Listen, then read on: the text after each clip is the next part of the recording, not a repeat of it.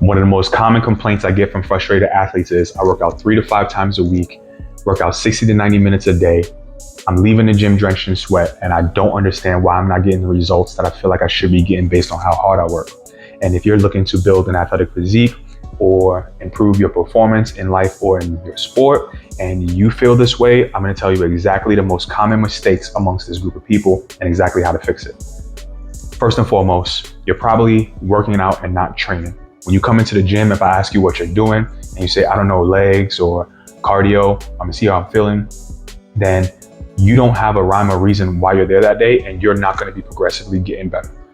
What you wanna do is you wanna have an objective target set to hit by a specific timeline with a plan that is periodized to hit that goal.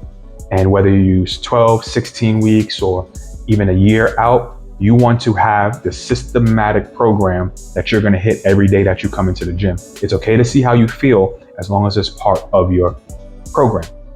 Now, if you ask me what I'm doing, I'm gonna come in and I'm gonna say something like, I'm doing some alactic power, or I'm gonna hit lower body power. I'm gonna hit some capacity work, some lactic training, right? This is what I'm gonna do because I have a specific way that I'm training my hardware and my software every single day that I go into the gym. And that is the number one mistake I see people have. They are working out and they're not training.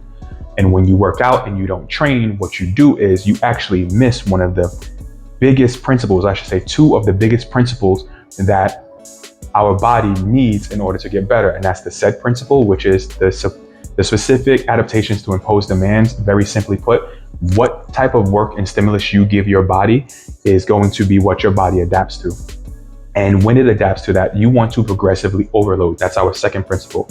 Our second principle is going to be a systematic way of giving the body more stress in order for it to adapt and get better. So whether you are looking to lose fat, build muscle, get stronger, get more powerful, increase your first step, you need to progressively get that better. So let's say, for instance, over the course of 12 weeks, what I do is I look at my intensity, I look at my volume, and I schedule these check-in points, or I schedule how I'm going to actually increase that, and these check-in points to make sure I'm on track to the end by the end of my 12 weeks, 16 weeks, whatever it is. In the same time, I'm actually going to do some exercise variation if I need to.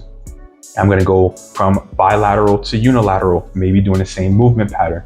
I'm going to switch up the vector or the plane of motion that I'm actually going through so I can load my tissues at a different angle. So these are the type of things that I switch up. I don't completely switch a workout plan.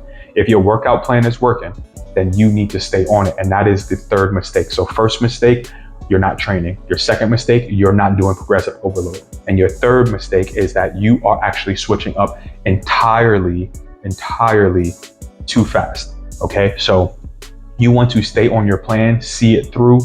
And the only time you're gonna switch up anything, the only time I switch up anything for myself or my athletes is if I get to one of those checkpoints and I'm not where I designed myself to be at that point. If I'm not pushing the weight that I should have been pushing, then I'll switch up something, I'll readjust if I'm being consistent and if I'm fueling myself properly. So I've actually seen this with professional athletes. I've seen this with amateur athletes. I've seen this with just everyday athletes who come to me and they say, oh, this is much different than what I was doing with my other coach, or much different than what I'm doing on my own, because they are so used to being in the social media landscape where you just pull, pick, and plug and play without any rhyme or reason. So I want to make sure you're not doing this to yourself and that you're sticking to a plan that's going to actually yield the results that are indicative of how hard you are working inside the gym. That's what this page is for. So make sure, if you're not already subscribed, like, subscribe, share, follow, because I am going to be dropping all the jewels that I've learned over 10 years of training elite athletes for you to implement today.